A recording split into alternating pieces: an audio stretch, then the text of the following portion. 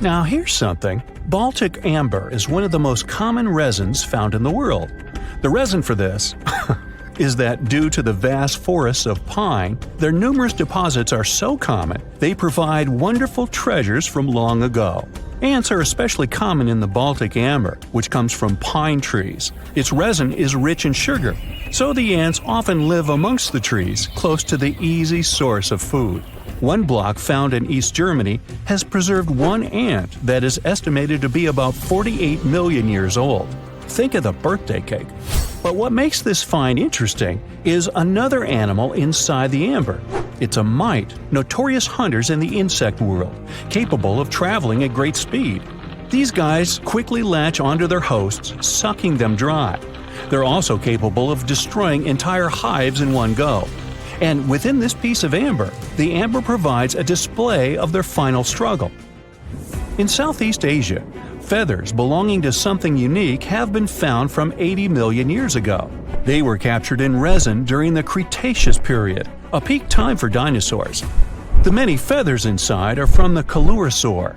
It looks like a dinosaur, but this animal is more related to birds. Other feathers like this have been found in resin. They belong to avian and other non-flying dinosaurs.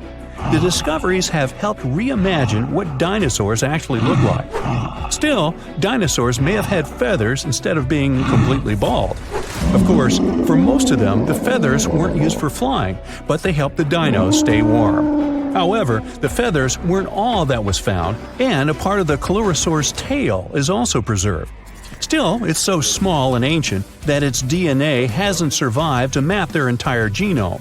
The enclosed tail is also very delicate, and it can't be removed from its protective amber shell. But although these findings can only be observed, they've still provided a great insight in the evolution of birds. But how does amber preserve things so effectively, even at the initial stages? The trees produce the resin to protect any small gaps in the bark against feeding insects. Its antiseptic nature and lack of water content ensures it doesn't degrade for a long time. This also makes it more resilient as it petrifies over long periods, eventually becoming a fossil. Some of the oldest amber ever found was from the Triassic period, showing how long it can last. The pieces from Italy are about 230 million years old. And inside one of these ancient droplets holds the oldest arthropod ever recorded. This mite found inside has provided a broader understanding to their evolution. Today, they're known to mainly annoy gardeners by feeding on the petals of flowering plants. However, at the time the mite was caught, flowers didn't have any petals, and it would be without this tasty meal for another 100 million years. Now, 100 million years ago, Myanmar was part of Gondwana, the great supercontinent. At that time, Myanmar wasn't part of Asia yet. But it was still lush with a great forest, which contained many species of lizards that lived amongst the undergrowth, hiding away from dinosaurs. Many of them have been stored within amber. This fact helped discover ancestors of geckos and chameleons. By using CT scans, scientists have analyzed them, providing a glimpse into the formation of their scales, teeth, feet, and claws. It also provided an understanding of how these archaic creatures once appeared. Although mostly pieces of lizards, by using modern technology, the scientists have been able to create 3D images of the lizard. These images can reveal how those guys appeared in their full form. The images show that they still retain some of their exact features to this day, like the chameleon's sticky pads used for climbing. A salamander fossil from around 20 million years ago is one of the most intact specimens ever found in amber. Details of its final moments show that it had been attacked before getting stuck in the resin. However, what's confusing about this find from the Miocene era is that the amber was found in the Caribbean, but it came from a tree that's closer related to those from East Africa. The lizard also has ancestry from the same area. Finds like this have opened a whole new understanding about how these small lizards migrated. It's expected that they would have ridden fallen logs, which took them across the seas to new homelands, not only to the Caribbean, but to all continents except for Antarctica. Nobody goes there, it's too cold. In the Dominican Republic, you can find some of the rarest of all ambers. This Dominican amber came from neotropical forests from around 20 million years ago. Many of the trees that made the resin are now extinct. The amber is almost completely see-through and can come in an array of beautiful colors. The most common colors are red, yellow, and even blue, and are easily mistaken for gemstones. One was found with a flea caught in it, dating to when the forest was at its peak and the mammalian variety thrived. Fleas were likely common at the time, and this flea in particular had recently fed on a mammal before getting stuck. However, something more intriguing was found within the flea. While scientists checked what mammal DNA was within the flea, they found that it was carrying an ancient bacterial blight. These blights have been constant throughout Earth's history, dramatically decreasing populations of animals and plants. This now extinct blight in the amber helped scientists determine how much the bacteria have evolved and how it spread. Now, most remnants of insects inside amber aren't much more than the exoskeleton bodies. But with some found in Myanmar, they were so well preserved that even the color of the insects is still intact. Colors in nature appear in three different ways. The first is bioluminescence, that's produced by a chemical reaction within a living organism. The second is about pigments, where the color appears in an animal or a plant tissue. The third is called structural coloration, and the production of colors here is explained by microscopic surfaces fine enough to react with the light. The rare insects in amber were found in the form of structural coloration, but only at specific wavelengths. It all explains the very intense colors rarely found. 99 million years later, these bugs can still show their vibrant colors – blue, purple, and green. Some of them appear so different in color and shape that they almost look like they're from another world. Which of course they are, a very old one. Ants have been around for about 168 million years, based on fossil evidence provided. They're well known for their social hierarchies and their hive mind system. They've dominated almost every corner of the insect world, but when these social capabilities came about have been difficult to determine. Yet, recently, amber dated from 100 million years ago has shed some light into their evolution. Several amber pieces have preserved various ant types, including the worker ants, guardian or soldier ants, and even a queen ant. Before these pieces were found, it was estimated their social nature occurred millions of years later. A piece of amber dated 100 million years ago helped shed light on the evolution of birds. A perfectly preserved bird that hatched preserved in amber was already equipped with its flight feathers. With the earlier physical abilities, they would be capable of moving around the nest by themselves at a very young age, and it's expected they could search for their own food almost immediately. But as birds continue to evolve and spend more time in the skies, their brain developed larger for their cognitive abilities. After hatching, their early development was then more focused on the brain, and the chicks slowly became more reliant on their parents over time. In Spain, a massive treasure trove of amber and other fossils has been found. Inside, there were remnants of an entire ecosystem that existed 110 million years ago. A bunch of individual fossils were found. The vast collection includes many types of insects, mollusks, arachnids, plants, 50 different dinosaur bone fragments, feathers, and hair from mammals, and a McDonald's burger wrapper. Nah, just kidding. With the abundance of findings, it's helped researchers understand the ancient terrestrial ecosystem that once existed. With loads of specific details of the environment, they've reconstructed the swamp. This way, it's now possible to experience what it was like in the world of dinosaurs. In 2011, scientists from Chile found a weird-looking fossil in Antarctica that looked like a squashed football. Almost 10 years later, the rock just sat on a shelf in Chile's National Museum of Natural History with no specific label. It went by The Thing in the museum because it looked like something from a science fiction movie. When the scientists finally got their hands on the strange fossil, it turned out it was actually a giant soft-shell egg from around 66 million years ago. This one is more than 11 inches long and 7 inches wide. A regular chicken egg is just 2.5 inches long, and an ostrich egg is almost 6 inches long for comparison. So, the Thing won the title of the biggest softshell egg ever found and the second largest egg of any animal we know of. The only bigger egg that was ever found was that of the extinct Madagascan elephant bird, which is also 1.5 times as tall as Michael Jordan. The bird, not the egg. The Antarctic egg is also special because it's the first fossil ever found in this part of the world. So, whoever left it there must have been one big creature, probably a giant sea turtle that lived long ago, like a mosasaur. This is surprising because most scientists thought these creatures didn't even lay eggs, so this discovery could change what we know about them. The egg is also unique because it has a thin eggshell and no pores, which is totally different from most dinosaur eggs. It actually looks more like the eggs of lizards and snakes, but it came from a giant creature related to these animals. No known dinosaurs or flying reptiles from that time and place were big enough to lay such a huge egg, so it must have been a mosasaur after all. But we can't be 100% sure. Scientists did a lot of work and studied 259 types of living reptiles, like lizards and snakes, and their eggs. From this, they figured out that the mommy who laid the egg was probably at least 23 feet long, not counting her tail. During the late Cretaceous period, this part of Antarctica might have been like a nursery. Paleontologists have found bones of tiny mosasaurs and plesiosaurs in the same area, along with bones from the grown-up ones. Archaeologists in Norway made another cool but literally discovery and found dozens of arrows that had been hidden in ice for 6,000 years.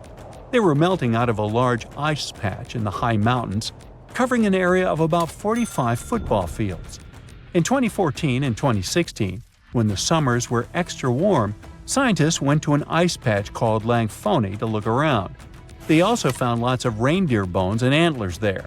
Some of the arrows were whole and some in pieces, along with 5 arrowheads around the melting ice patch.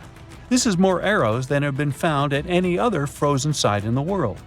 Some of the 68 found arrows date back to the Neolithic period, and the newest ones are from the 14th century of the Common Era.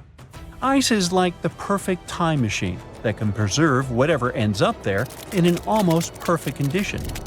Langfoni became famous as one of the first ice patch sites after a local hiker found a 3,300-year-old leather shoe right next to its edge. Scientists are studying places like this to understand how people use these sites and how the ice patches from Norway to North America changed over time. Now, once upon a time, around 32,000 years ago, to be exact, a squirrel buried some seeds near a river in Siberia. Am I the only one getting the Ice Age vibes? Anyway, these seeds belong to a plant with cute white flowers. Thousands of years later, a group of scientists found these seeds buried deep in the frozen ground, about as far down as a 12-story building is tall. The seeds were surrounded by ice and bones of animals, like mammoths, bison, and woolly rhinoceroses. The mature seeds had been damaged, maybe by some squirrel, but some of the younger seeds still had good plant parts inside them. The scientists carefully took those out and put them in small containers to help them grow. And here comes the coolest part. They were able to grow the plants. Their flowers were shaped a little differently from the flowers of the same plant that grows today. After a year, the Ice Age plant even made new seeds. Based on this, the scientists suggested that permafrost could be a depository for an ancient gene pool, and we could find extinct species there and bring them back to life. Scientists on an icebreaker in Antarctica were looking for whales, but found something way more unusual. The camera behind the ship, which is as heavy as a car, detected 16 million ice fish nests on the floor of the Weddell Sea. The nests were located about every 10 inches in all directions and covered an area of 93 square miles, which is slightly bigger than the whole of Washington, D.C. The colony even had a distinct border, which was a line in the sand. The scientists were in the area because they were studying a special spot in the ocean where the water was a little warmer than the water around it. In this warmer water, they found tiny animals called zooplankton near the top. When the young ice fish hatch, They swim up to this area to eat the zooplankton before going back down to the seafloor to grow up and have their own offspring.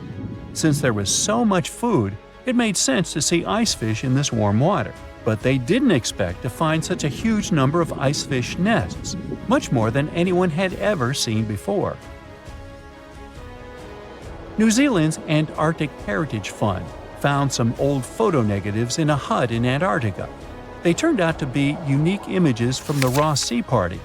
It was a famous failed expedition led by Ernest Shackleton. He wanted to become the first person to cross Antarctica by land, from the Weddell Sea to the Ross Sea, passing through the South Pole. But things went wrong when their ship, the Aurora, was blown out to sea. They had to use the hut from another explorer, Captain Robert Falcon Scott. His goal was to be the first person to reach the North Pole, but sadly, he didn't succeed either. The negatives were made of cellulose nitrate and were found stuck together in the small box. The Trust took the negatives back to New Zealand, where they carefully separated them and discovered 22 hidden images.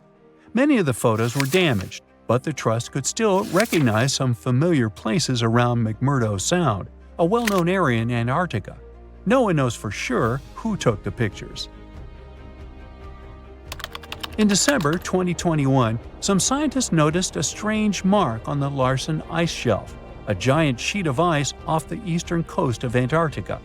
They thought it might be a river flowing under the ice, so they drilled down over 1,600 feet to check it out. They expected to find water, but they didn't expect to see that the water was full of fast-moving creatures called amphipods. The scientists also found that the water in the underground river had unusual layers of currents moving in different directions, which they still don't fully understand. Another surprising thing happened during their research. On December 20th of the same year, a volcano erupted far away in Tonga, and the pressure waves from the eruption were detected all the way down in the ice river in Antarctica. It shows how everything on our planet is connected, even in the most distant places.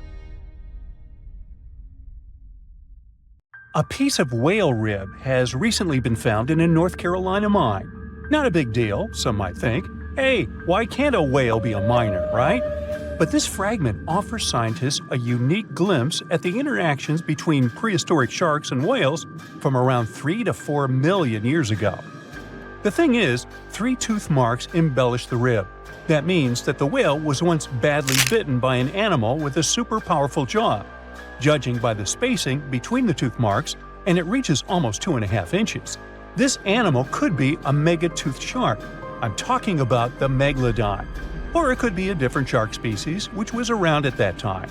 The curvature of the shark's jaw shows that the animal was relatively small, between 13 and 20 feet long. Yeah, small.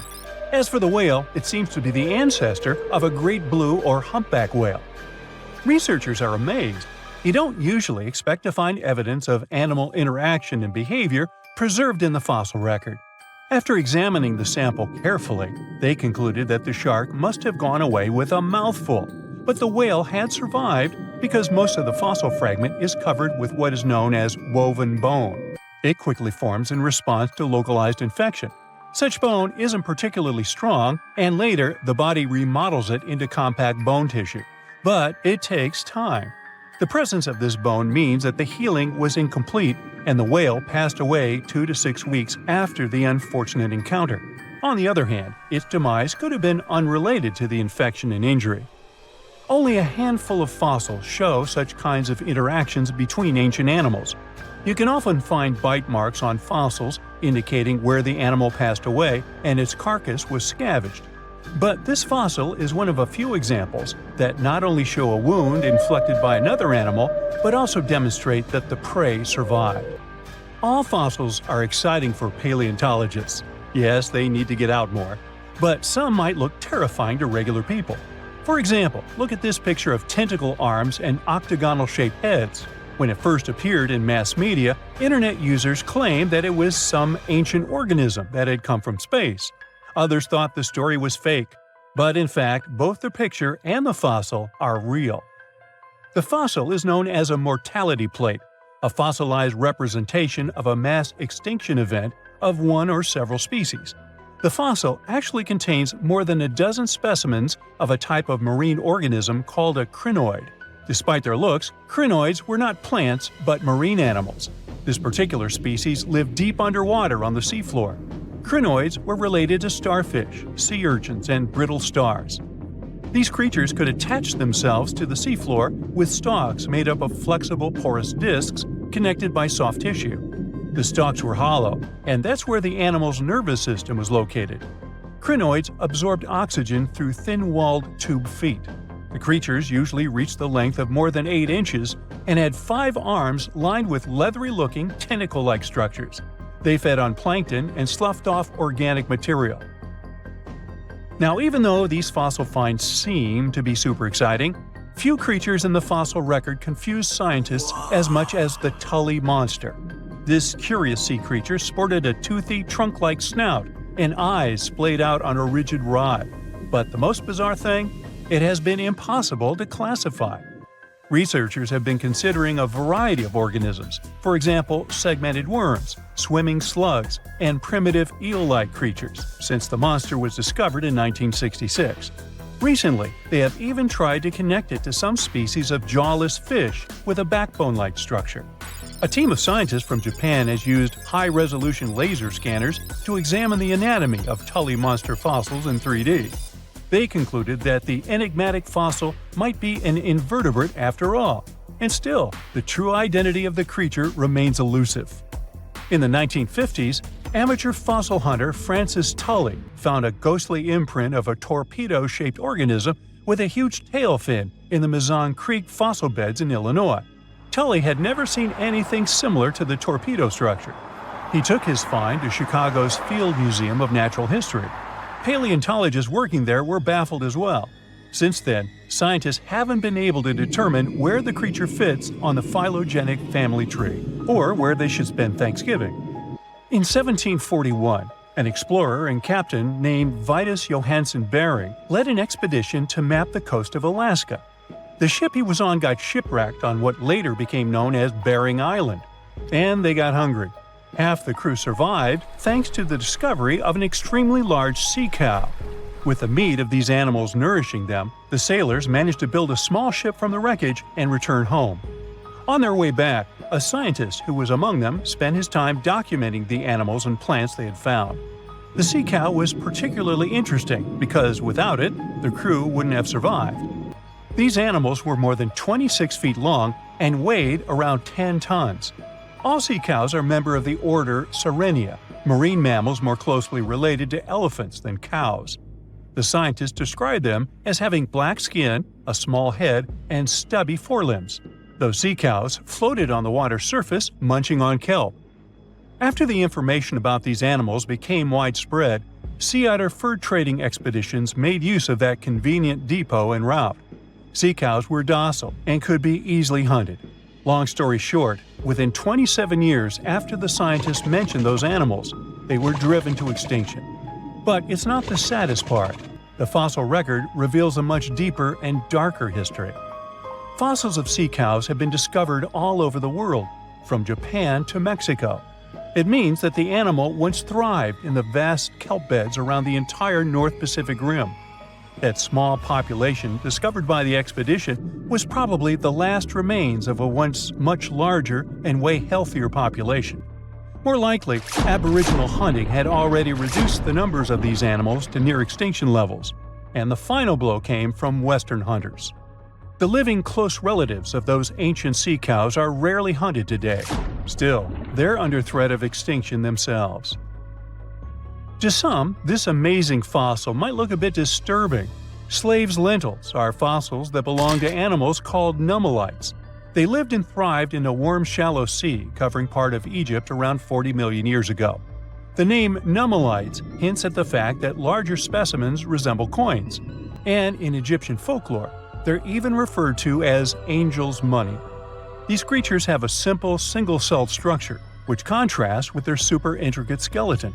Look at this series of spiral overlapping whorls. Each whorl is divided into countless tiny chambers.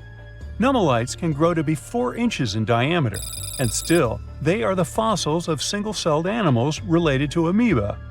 How and why did they grow to be so large? The reason could be their symbiotic relationships with other smaller organisms. In the case of modern species, such symbionts are tiny golden-brown single-celled algae called diatoms. The shells of nummulites are relatively transparent, and since they're flat, there's a large surface area for the light needed for the diatoms to photosynthesize. For some reasons, scientists are still debating about them. The presence of plant symbionts in animals dwelling in the sea encourages the growth of a calcareous skeleton in hosts. So, the gigantic size of the nummulites in Egypt could be due to their close relationship with symbiotic diatoms. Does that make sense? Fun fact: a species of nummulites evolve very fast, and their fossils change from one layer of sediments to the next. So, the limestone used for the pyramids of Giza are so packed with such fossils that it's known as nummulitic limestone. This limestone also contains two kinds of nummulites, the smaller slave's lentils and the larger angel's money. But those are not different species, but rather different stages in the life cycle of a single species. Something exciting and kinda unexpected popped out among the rocks of the Ica Valley in Peru. The bones of a really old whale that lived almost 40 million years ago. At first, no one was really impressed because the bones they found were big and weirdly shaped, so people just thought they were looking at giant boulders. I mean, that's cool too, but things got way better when they realized those were the remains of a very large, ancient animal that roamed along the coast of ancient Peru. Plus, it was probably the heaviest creature that ever lived. Sorry, blue whale, I know you worked hard to get to the top. The length of over 100 feet and weight of more than 200 tons brought you the status of the biggest animal on our planet. But it seems you've held the title long enough. Time to hand it over to our next candidate, and that one's really gigantic. This ocean beast was probably shorter than the blue whale, but heavier, with a weight that could be between 93 tons and 370 tons. If it's closer to the higher number, it'll make Paracetus the biggest animal ever known to have lived on Earth. And it seems its weight was the result of having extremely thick, dense bones. You can see such bones today in manatees or some other early whales. Dense bones are a great tool for such marine mammals. This feature makes them heavy and allows them to stay submerged most of the time. But at the same time, if their body was too heavy, they would end up sinking all the time, and they would waste too much energy to move back up to the surface. So, to avoid sinking, marine mammals need to have enough lighter tissues, like muscles and fat, to help them float in the water without using too much energy. Now, scientists didn't have the whole skeleton, which makes it hard to tell how big the animal was. But they used the ratio of the heavy bones to the lighter tissues in other marine mammals to estimate the overall weight of this giant ancient whale. Experts found these fossils about 13 years ago and spent the next decade freeing the whale from the rock. Its anatomy and age showed this whale was a cousin of Basilosaurus, a whale that had a long snout full of sharp teeth, and a sleek body similar to that of an eel. Even if Paracetus wasn't bigger than the blue whale, it was still a giant that ruled the ocean depths. Unlike modern whales, there's a possibility that this ancient fellow was a predator that liked to go after bigger prey. And this also changes how we see the history of whales. Scientists used to think these magnificent creatures became really big about 5 million years ago when they started eating lots of small creatures. But here's the proof that giant whales existed even before that. But it's still unclear how this whale managed to find enough food to sustain its enormous body. Plus, it's still hard to tell what exactly this ancient creature had on its menu. It was pretty large and not such a fast swimmer, so it's possible it searched for food in shallow waters. Then it probably ate crustaceans, clams, or some other small animals hiding in the sand. One theory says it was a scavenger, which basically means it munched on remains of everything that would come its way.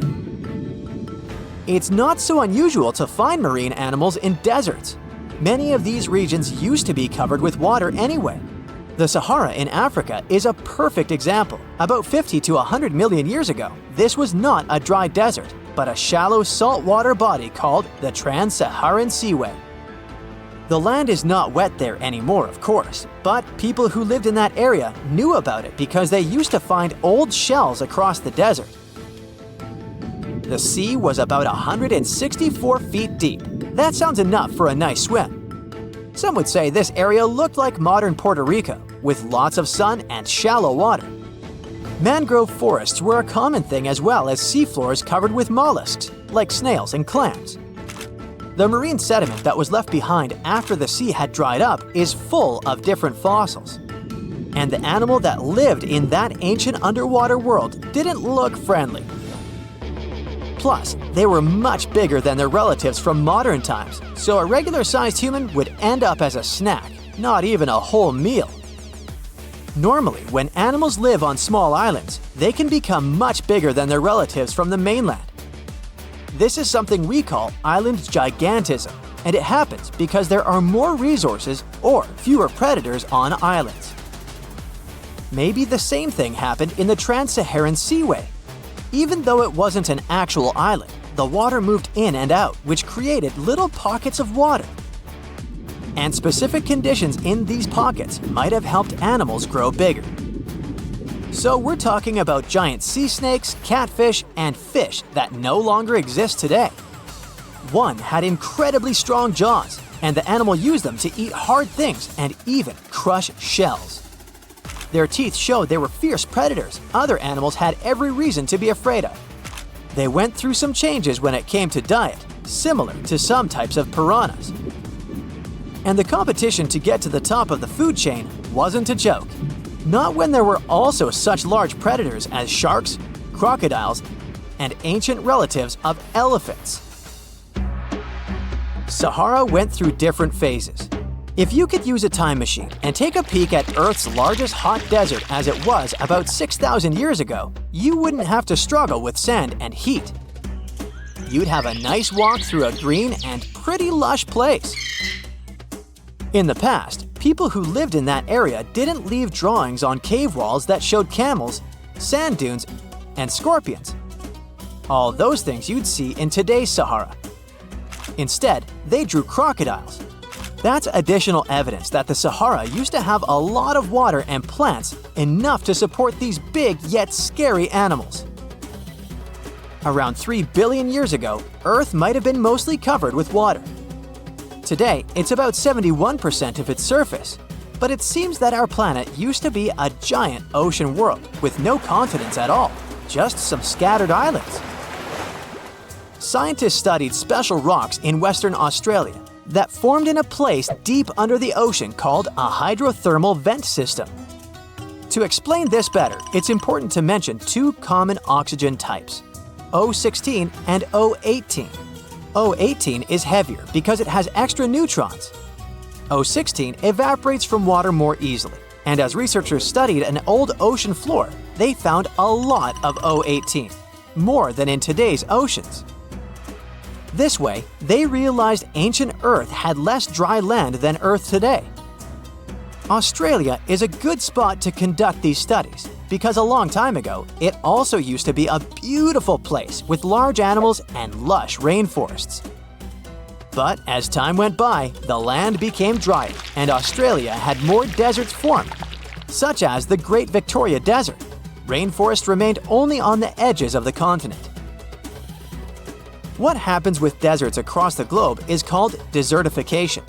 That's when land that used to be good for growing things turns into a desert or something similar. Our planet changes over time, together with its climate. But desertification also happens because of human activities, like mining, farming, and building cities. And when land turns into a desert, it's a problem because it can't support people and animals anymore. Food doesn't grow there. There's not enough clean water, and animals lose their homes. To help with this problem, there's a plan many countries agreed to. They decided to work with farmers to take care of the land, fix damaged areas, and manage water better. All in all, to make our planet a better place for life. Dinosaurs, big ancient bugs, creepy spiders, and scary insects are all cute animals compared to the monsters that lived on Earth about 500 million years ago. For example, here's a creature that swam in the water like a stingray and had 3 eyes. Its mouth was like a pencil sharpener. 2 long claws with forked tips like pincers protruded from its head, and its gills were somewhere in the back.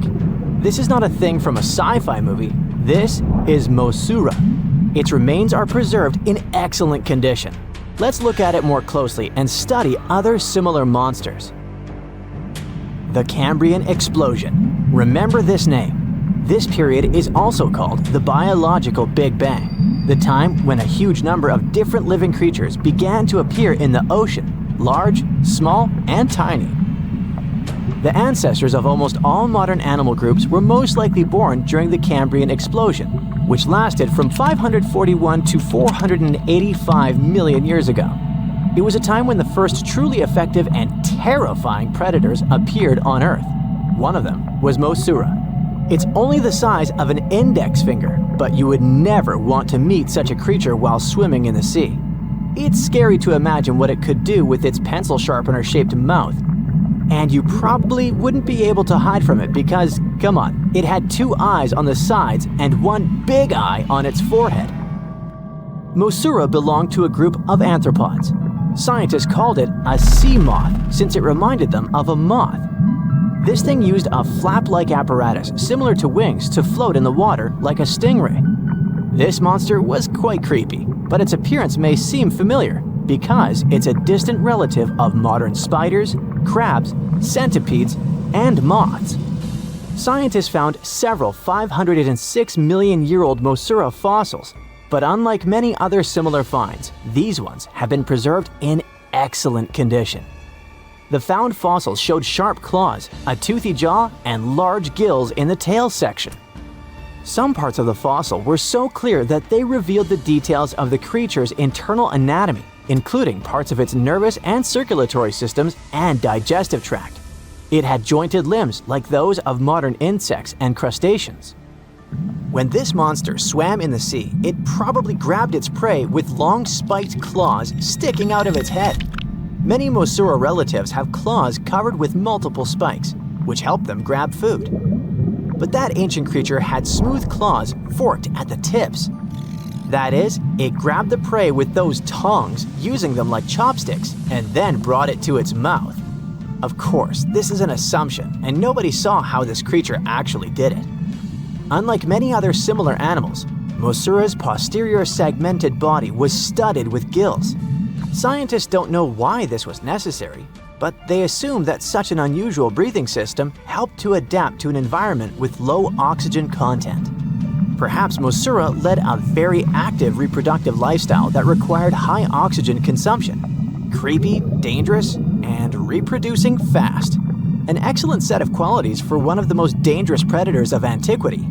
But what did Mosaura eat? It probably caught different types of worms and small arthropods. It's nice to think that this monster lived so long ago and was so small. But what if this creature was the size of a shark and was swimming in the ocean these days? Perhaps it would become a dominant dweller and people would swim much less along the coast. Mosaura lived in the water but was discovered in the Burgess Shale Rock Formation in the Canadian Rockies. Many mountains on Earth were once the seabed inhabited by strange creatures. One of them was Opabinia. It had 5 eyes, a mouth facing backward, a long trunk and claws instead of a nose. Wait, what? It's too strange even for science fiction, even for outer space. In its eccentricity, Opabinia was perhaps the loneliest creature on Earth. Scientists couldn't find another species that would be similar to this individual until recently. Meet Utaurora. It seems to belong to the same species as Opabinia. Its inch-long body was divided into 14 to 15 furrows. Each of them ended in a pointed flap. Opabinia had the same body, but it's unlikely that both monsters were friends. The difference between their timelines was several million years. It's hard to imagine why these monsters needed such strange body structures. Why haven't modern filmmakers used the design of those animals to create cool space monsters yet? Okay, they were creepy creatures, but what about weird and kinda useless ones? Scientists have discovered Sue, a legless creature with no head turned inside out. Huh? This 444 million year old creature was found in South Africa, north of Cape Town. They called it Sue after the discoverer's mother. In fact, it's some kind of new arthropod species that may have lived in low oxygen waters.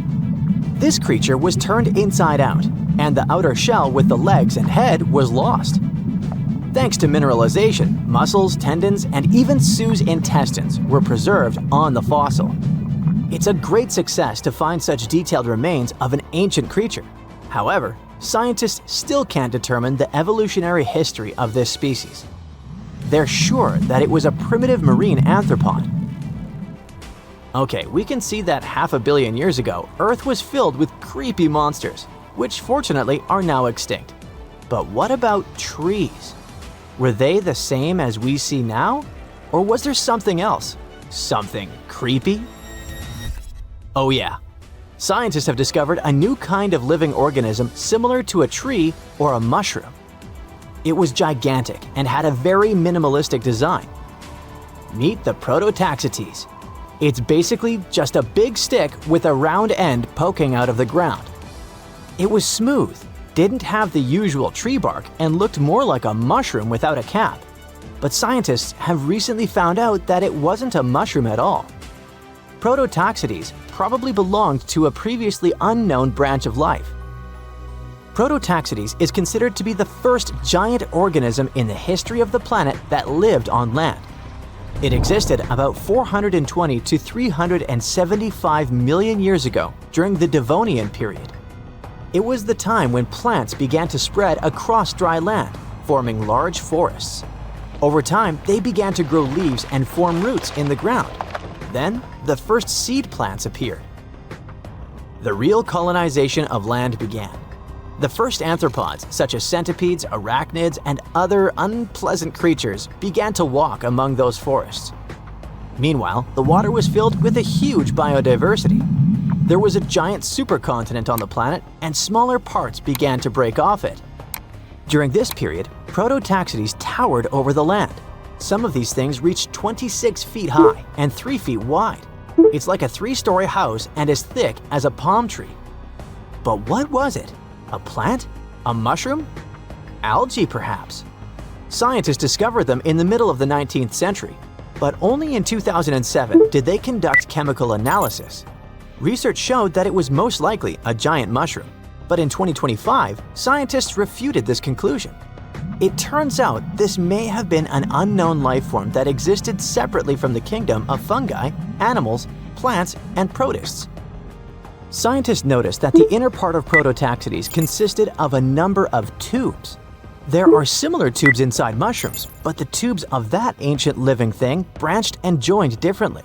They even had a different chemical composition. The main building block of mushrooms is chitin, but the Prototaxites contained chemicals similar to lignin, a substance found in the bark of trees and other plants, and its anatomy differs from the structure of any other organism known to us.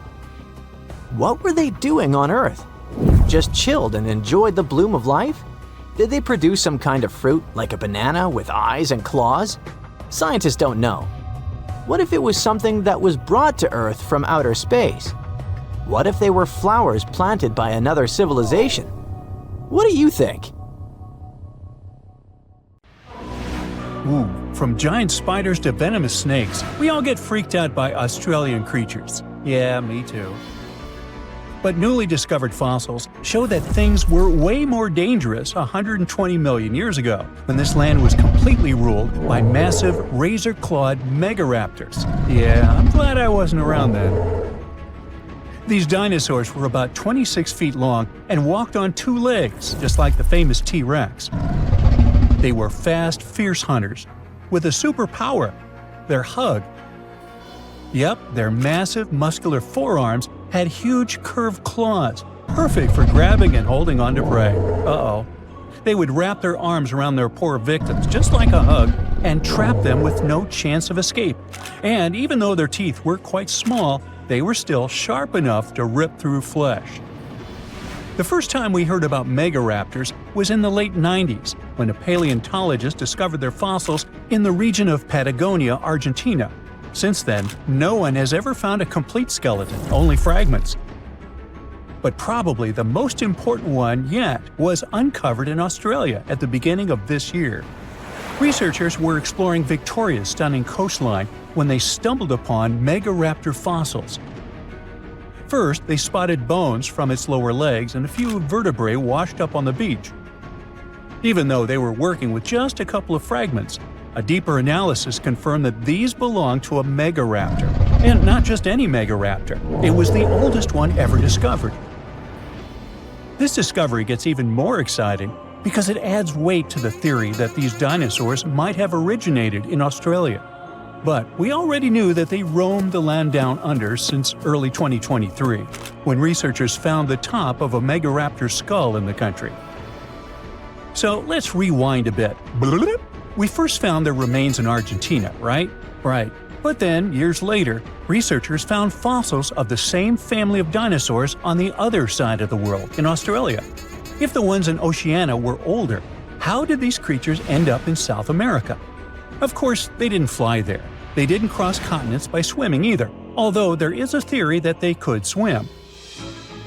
Remember, we're talking about the dinosaur era, which happened millions of years ago.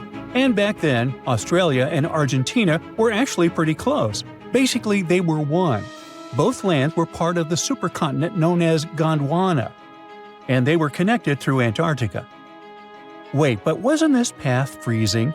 I mean, yeah, these dinos had to pass through Antarctica to get to their destination, but they weren't freezing their tails off.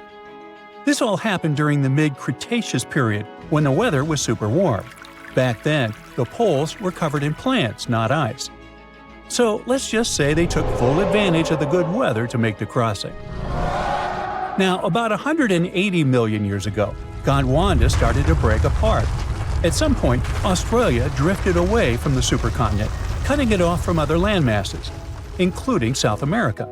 That's why the same dinosaurs showed up in completely different parts of the world. Mystery solved. Now, let's get back to that recent discovery. The researchers didn't just find a few traces of megaraptors on the beach. In total, they uncovered 250 dinosaur bones at the site, but only 5 of them were really important. They belonged to 3 different species of dinosaurs that, as it turns out, all lived in Victoria at the same time. So yeah, we've already talked about those first 2 bones. They were from the megaraptor. Next, we have a shin bone from a Onenlagiine. That's my best shot at pronouncing it. It's a dino also known as the southern raptor. This is a type of dromaeosaur with a long snout. And the last 2 shin bones of different sizes came from a Carcharodontosaurus, whose name means shark-toothed lizard. This one is a particularly big deal for 2 reasons. Number 1, it's the first evidence that this species lived in Australia. And number 2, it was small, and that is pretty surprising since we've always thought of this species as being massive. Fossils found in Argentina, for example, show this dinosaur reached a length of about 36 feet. But the one in Australia was much smaller, measuring only around 6 to 10 feet long. And that's still plenty big. Basically, what we're saying is that the way predators were ranked in these 2 parts of the world was completely different. In South America, Carcharodontosaurs grew to massive T-Rex-sized giants, towering over megaraptors and dominating the landscape. But in Australia, it was the complete opposite. There, huge, powerful megaraptorids roamed the land alongside smaller Carcharodontosaurs. So the predator dynamic was different. And all of this just shows how unique the ecosystem in Victoria was back then. Although isolated dinosaur bones have been found in Western and South Australia, most of the fossils come from the eastern part of the country, like Queensland. And there, researchers dug up something really, really rare – a well-preserved dinosaur skull. The study shows that this bone belonged to the 4th discovered specimen of Titanosaur. This group includes those massive long-necked dinosaurs. They look like the Brachiosaurus, but some of them were even bigger, reaching 120 feet long. The skull, discovered in 2018, belongs to this guy, whose pronunciation is above my pay grade. and the research points out that it roamed the Earth around 98 million years ago. Thanks to this find, scientists were able to recreate for the very first time what its face might have looked like. Probably after checking out the illustration, they thought, hey, it looks a lot like its cousin. They were talking about another species of titanosaur, this other unpronounceable guy. And guess where they used to live? Yep, in Argentina. So, this research also supports the theory that dinosaurs crossed between South America and Australia during the mid-Cretaceous period. Now, this wasn't the only secret buried in Queensland, though. In 2024, researchers working there discovered the fossilized remains of a new species of pterosaur, about 100 million years old. These creatures were the first vertebrates that could actually fly, existing alongside dinosaurs. They were massive, powerful predators with wingspans of up to 36 feet. But these remains belong to a new species within the pterosaur group, which they have named Kunamatata, or something similar. Compared to their cousins, they were on the smaller side, with a wingspan of about 15 feet. Still, that's bigger than a snowy albatross, the largest flying bird we have today. This species of pterosaurs were terrifying beasts, flying over the ocean to hunt for prey. Once they spotted their victim, they'd snap open their 60-centimeter jaws, filled with sharp spike-like teeth, and, well, I guess there was no escaping that. The last incredible discovery we're talking about today also comes from Queensland. For over 20 years, students walked past a plain-looking rock at Biloela State High School completely unaware that it held 66 dinosaur footprints, and they date back about 200 million years. These prints were made by a group of these Latin-named guys. They were small dinosaurs with 3 toes on each foot, and it seems like they were all over Queensland around that early Jurassic period. The rock they found at the school worked like a snapshot, giving us a better idea of what these dinosaurs were like and how they behaved. After taking a closer look, researchers found that the footprints came from 47 individual dinosaurs. This group was probably walking along or maybe crossing a waterway when their footprints got marked in the white clay. And the study also discovered that they were likely moving at less than 4 miles per hour at the time. So we only discovered those marks in Australia. But fossils of the same species found in other countries showed that they had these long legs, a big chunky body, short arms, and this tiny head with a beak. But honestly, they don't sound as scary when you realize they only ate plants. Whew.